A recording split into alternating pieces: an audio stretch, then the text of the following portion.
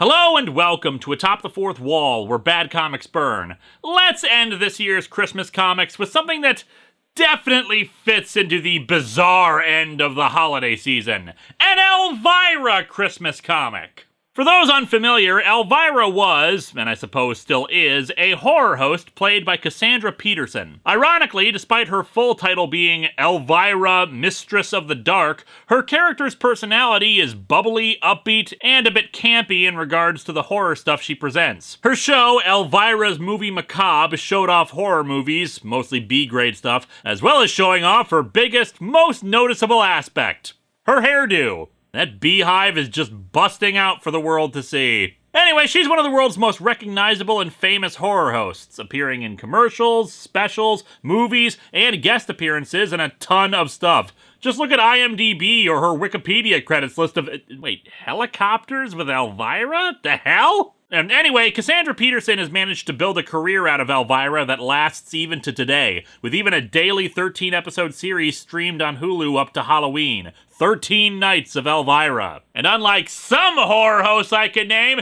she doesn't take over my supply room every October! Up yours, you ungrateful hack, trying to get some sleep before the next divey day. Speaking of that jackass, one comic that has appeared on Longbox of the Damned a lot is House of Mystery, a Vertigo revival of the book from 2008. The original House of Mystery, when it began, was simply a horror anthology that started in 1951, one of the hundreds of horror comics from that time. And like so many others, it found its horror content halted by the Comics Code Authority. Unlike a lot of other books which had a horror or terror or the like explicitly in the title, the book managed to survive by revamping itself as being more science fiction fare and even the inclusion of superheroes. However, by the late 60s, companies were beginning to push back against the Comics Code, with the House of Mystery going back to horror material. This time with the book getting a horror host in the form of Cain, as in Cain and Abel. Abel, meanwhile, would host the sister book House of Secrets. The book lasted until 1983, and then revived in 1986 with a new host, Elvira. I have not been able to figure out how the hell this happened or why, but yeah, for 11 issues and one special, the book was relaunched and retitled Elvira's House of Mystery, with an ongoing plot of Elvira tasked to locate Cain while introducing stories. People question me for having a storyline in a review show when DC was pulling this crap in the 80s. I mean, yeah, as I said, Elvira was popular. Giving her a comic makes sense, but why revive House of Mystery with her as the host? How did this deal even happen? Who proposed it? Why the internal storyline of looking for Cain? And most importantly, why oh why is there a Christmas special associated with it? Well, let's dig into Elvira's House of Mystery Special Number 1 and see if we can answer that.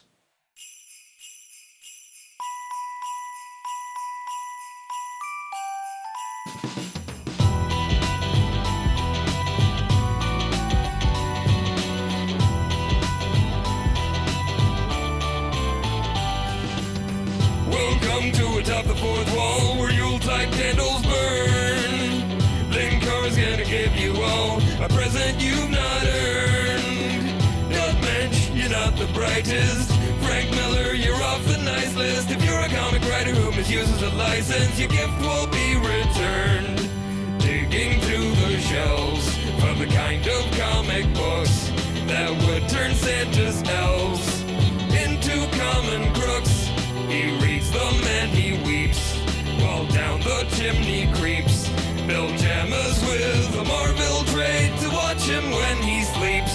Linkara, he built a snowman porch, now it has a hole. Linkara, 8 maids a milking and a young blood troll. Linkara, only one Dickens homage away from going chestnuts. Linkara, this Christmas comic sucks.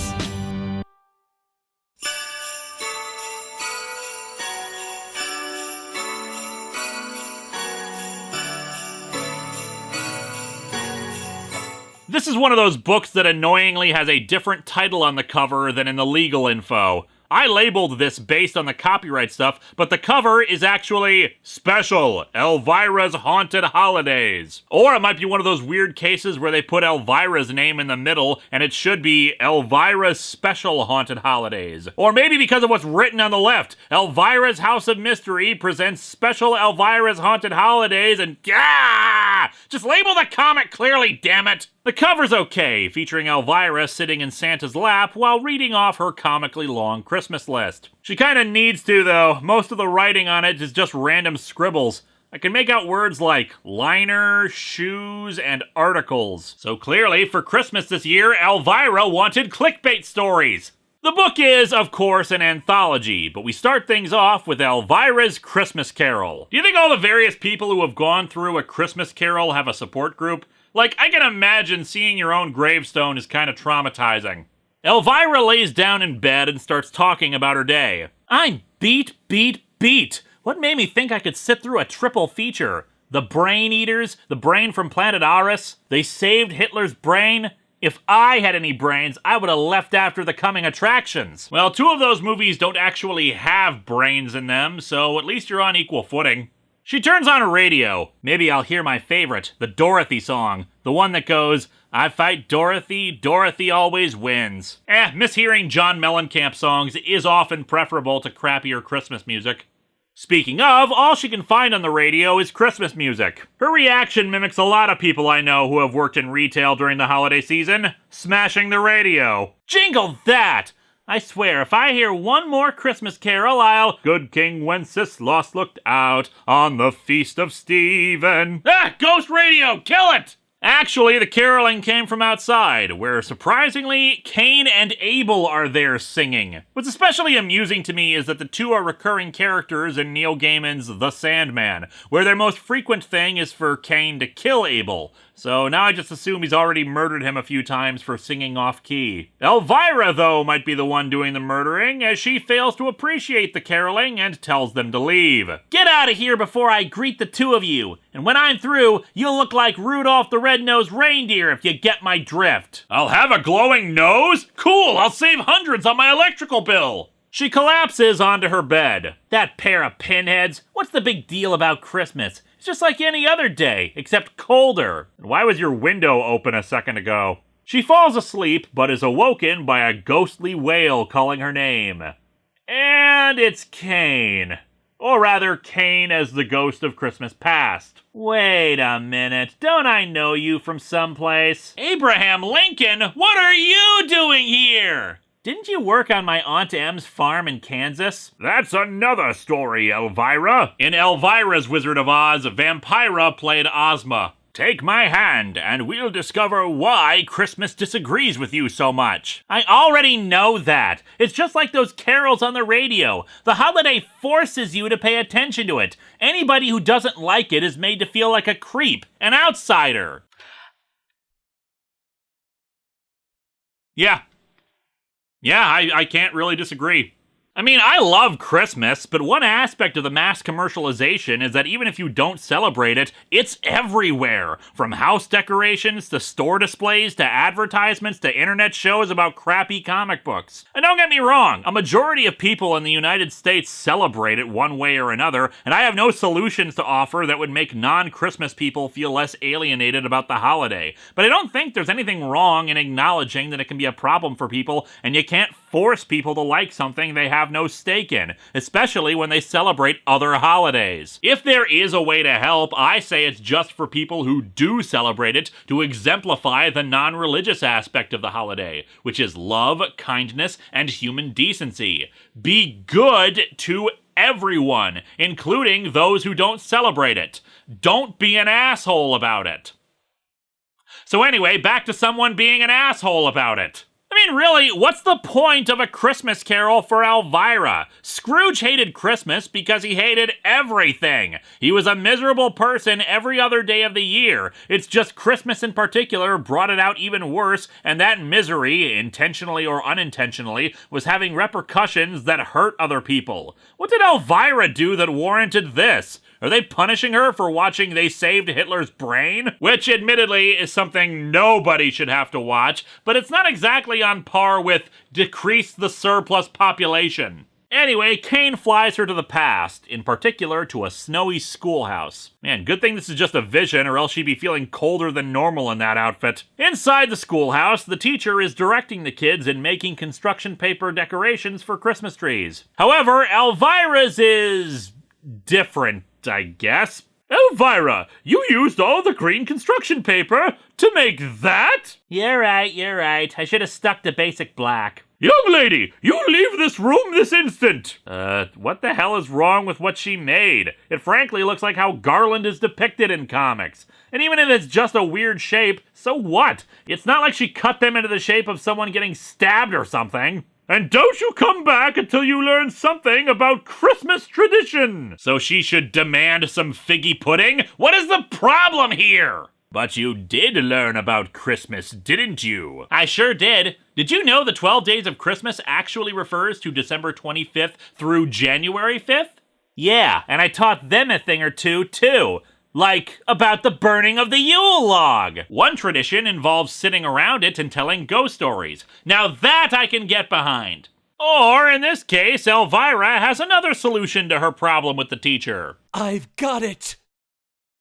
Arson! Yeah, she's putting gasoline and wood at the base of the building and striking a match. Okay, murdering her teacher and classmates is probably an overreaction, but in her defense, she got sent outside into the cold without a coat. That teacher was awful. Kane is also a terrible ghost of Christmas past because he admits failure and drops her right back off in her bed. Like, really? That's it? One vision of a crappy Christmas to convince her to change her ways? Come on, man. You're supposed to be showing her what she lost, what has been left behind by her bitterness or something. Or was the intended message, you still could have had a match if you hadn't used it to light up the school? Next up is Abel. I am the ghost of Christmas present. You're one Christmas present I'd be glad to give back. And this is why you always include a gift receipt with your presents. Why such venom in a time for joy? Take my hand, and I'll show you what Christmas is really all about. And he takes her to, the Pan Am building. The true meaning of Christmas was an airline that collapsed 5 years later? No, truly the meaning of Christmas is this massive traffic jam that has everyone yelling at each other. Even Abel realizes what an idiot move this is and tries to move inside Stacy to see if he can find some Yuletide merriment, and, of course, comes right into a riot of people beating each other up over Christmas presents. Abel, you are the worst ghost of Christmas present ever. And last week we had a guy who quit the job to become a Scrooge. Yeah, Abel realizes this too, and he also gives up.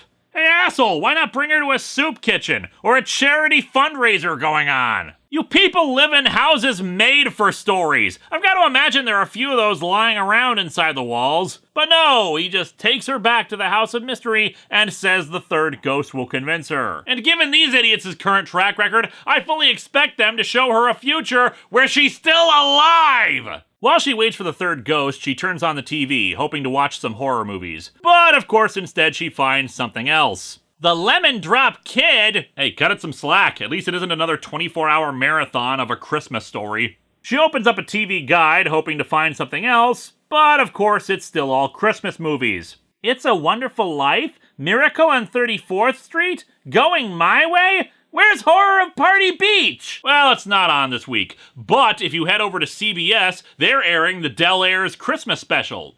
The Zombie Stomp is going to become a caroling standard.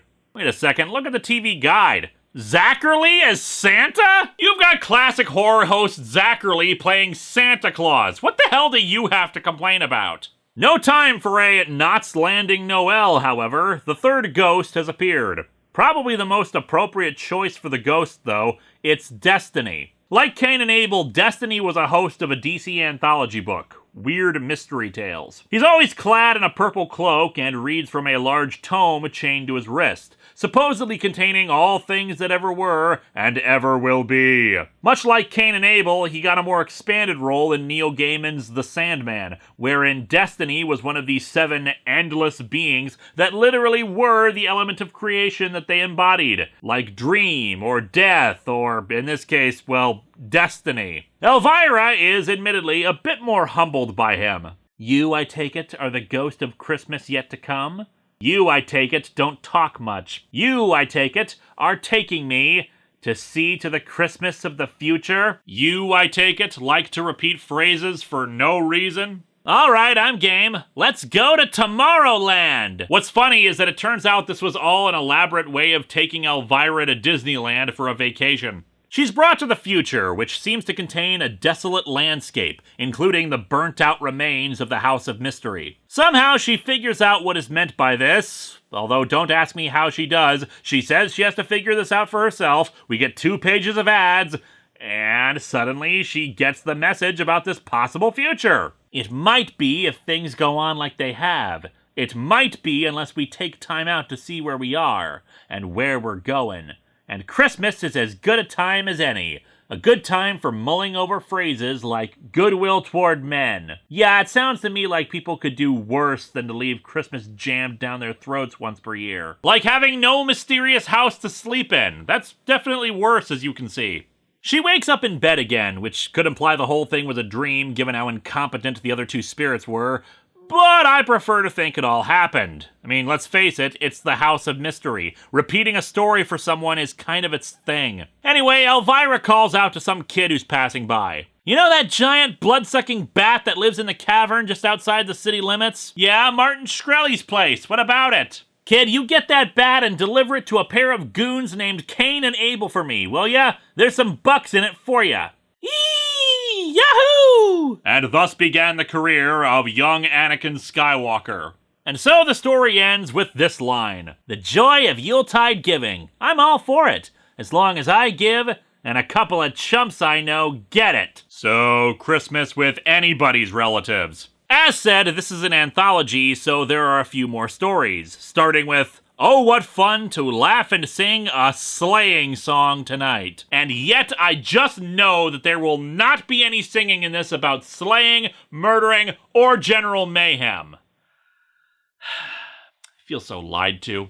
We open with an escaped criminal named Onijah Smith, which admittedly looks like it's a real name based on a Google search, but frankly sounds more like one of those Yahoo Ask mispronunciations of Ouija board. Ouija board, Ouija boards, Ojo board, Ouija board, Ouija board, Ouija board. Smith is running away from a police officer, eventually shooting him as he makes his escape. He realizes he needs some money to get out of town, encountering a drunk Santa charity worker. I want that money! Please, mister, there ain't no money in there. I've been out all day. And Smith proceeds to beat him up with the gun handle. Man, Night of the Meek has a much darker ending to it than I remember. While the guy doesn't have any money, Smith swaps clothes with him to try to disguise himself. It works, allowing him to go through the streets and eventually break into an apartment to try to steal some money, credit cards, jewels, etc. However, the apartment is occupied by a little blind girl who thinks that Santa has indeed entered her home. You did get my letter, didn't you, Santa? Sure, kid, I got it. Dear Santa, I'm an elderly woman who doesn't enjoy sex. The girl asks for her sight back, and Smith, being a scumbag, strings her along so he can steal her family's stuff. You gotta sit there and be quiet, and not wake anybody up, so that I can, concentrate real hard and start warming up my, special Santa powers? Admittedly, the ability to shoot lasers from my hands is not normally helpful in any way, but anything's worth a shot. He makes his exit, claiming he needs to get something from his sleigh for his magic to work. He goes up to the rooftop, hoping to hop over a few to make his escape, except he hears some jingling above him. And then, of course, inside, Santa himself arrives in the little girl's home. And indeed, the real deal is happy to comply with her wish, granting her sight back again. He can't stay, of course, because he's a busy guy and the job is getting harder every year. Why, if this sleigh weren't an automobile, I'd almost be afraid to take her out for a spin. The way these poor old eyes have been bothering me lately, I'd be half afraid I'd smack right into something. And the story ends revealing that Santa did indeed run over Smith and killed him when he arrived on the rooftop. Don't sweat it, Santa. We'll plea bargain for vehicular manslaughter, get you 5 years, you'll be out in good behavior in 2. Same deal as the Easter Bunny got. Next up is Oh Christmas Tree, about a pair of rich jackasses named Faye and Steve who are unpacking all their Christmas stuff into the home they recently moved into. With their new place, she doesn't want the dinky little tree they currently have and would prefer something new, so they go out on the town. The first options do not meet with Faye's hopes. They're too fake. I want a real one. Or maybe at least one with less triangles on it. Next up is one that's a bit scrawny. They're too dead. I want a real one. I want something that'll be dying in the corner of the house, not something that's dead already. Eventually, their continued failure brings them to a wilderness preserve that forbids poaching and lumbering, but they figure taking just one won't be a bother. Faye spots the one she wants, and Steve happily cuts it down. This is man's work. Watch out, tree. Here comes Rambo. Time for my traumatic breakdown as a result of my experiences in Vietnam.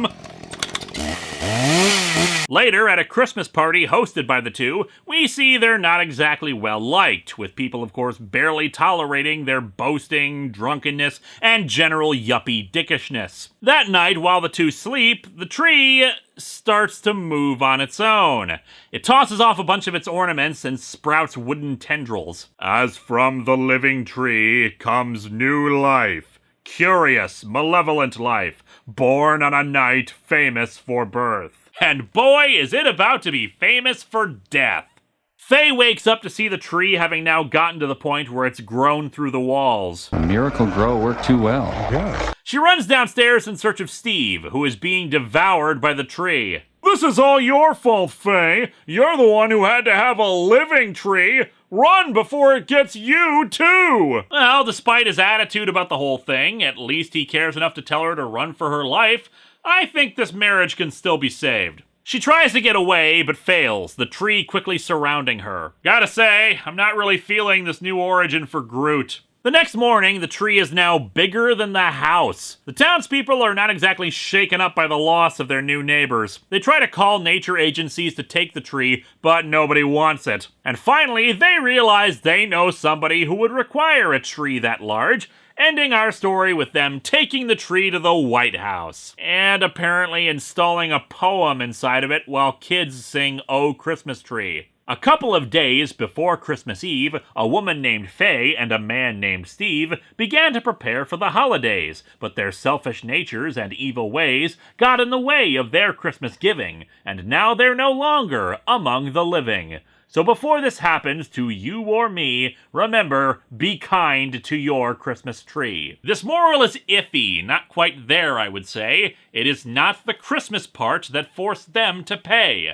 According to this, trees must not be cut down, or this season in pine needles is where you will drown. The final story is, of course, 'Twas the Night Before Xmas. I just did a rhyming thing, so I'll spare you all yet another repetition of this poem. The story in this, the 50 gajillionth time this has been parodied or referenced, shows a world devastated by nuclear war. I'll give it credit, some of the rhymes are quite clever. In particular, the passage, "All of the creatures that once seemed ubiquitous had been irradiated into something quite liquidous. When homemade attempts to make ecto-cooler go too far." An alien ship arrives and examines the ruins of human civilization, saddened by the loss of life, and take off again, realizing they were too late to save anyone. However, something begins racing towards them in orbit. Believing it to be some automatic missile defense system, they ready their weapons. However, it's actually Santa Claus, fleeing the desolate, empty Earth and asking the aliens to take him with them to find good boys and girls. Unfortunately, in space, no one can hear you scream for your dead world,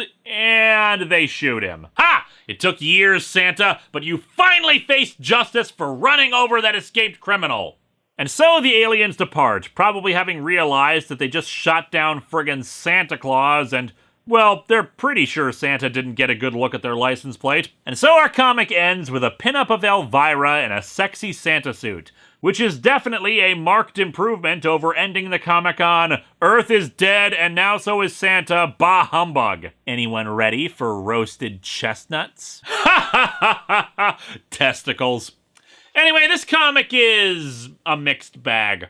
The Elvira story is just okay. I get the point of it, especially since it's not meant to be taken seriously, but it runs a bit too fast for its own good, not really showing us why Elvira hates Christmas in the past. After all, it's not Christmas's fault her teacher was an idiot. She also comes to her conclusions in the story of the future a wee bit too quick, with no real impetus for it other than the house is gone. A sleighing song is definitely the strongest, exemplifying the best sort of classic short story comeuppance in an anthology like this, with it not being Grandma who was run over by a reindeer, but a thieving jackass. Oh, Christmas Tree feels a little incomplete without an explanation for why the tree came alive, but it doesn't really matter. Just a fun horror story of a seasonal monster that, well, probably can be taken out by a box of matches. 'Twas the Night Before Xmas is just kind of depressing given it ends with humanity all dead and now Santa either dead or adrift in space. Just seems like kind of a dick move, especially since it's just so needlessly tragic. The rhyming scheme is pretty good, certainly matches the source material. It's funny in theory, but in execution, it just feels depressing. The book also loses points for not having Elvira introduce us to each story like she should. Next time, it's the final episode of 2016, where we count down another 15 times that I was a massive screw-up. Until then, happy holidays from atop the fourth wall, and may none of you be visited by three spirits, be devoured by a Christmas tree, or just die in general. And I think that not dying is something we can all get behind this season.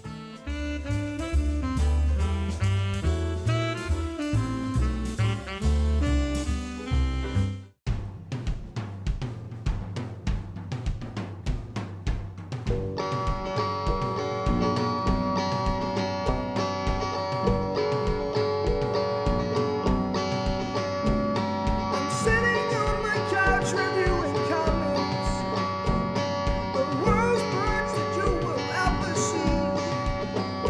It's sad that comic books are for geeks, but they're not. They're for everybody.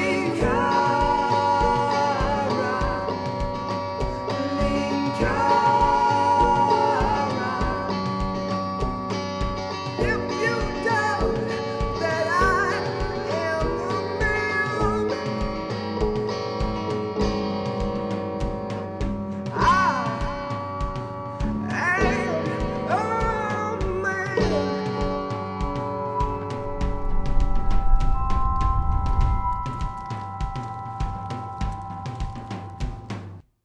I want you to think about sunlight and flowers, and a rich golden moon and night sky full of sparkling stars, and about all the beautiful, wonderful things that make life the joyous thing that it is. Oh, Santa! Santa, I'm so happy!